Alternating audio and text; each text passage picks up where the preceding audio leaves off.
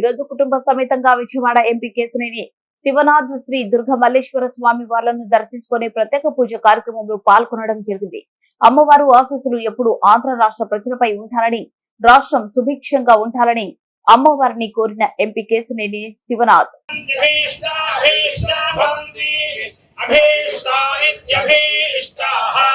भवन्ति भवन्ति शतमानं भवति शतायुः पुरुषश्चतेन्द्रियः आयुष्येवेन्द्रिये प्रतिष्ठति। महाकाली महालक्ष्मी महासरस्वती स्वरूप कनकदुर्गा महागणदेवता भद्रः प्रसाद फल सिद्धिरस्तु समस्त सन्मंगलानि भवन्तु। जानकी बेटा मैं सर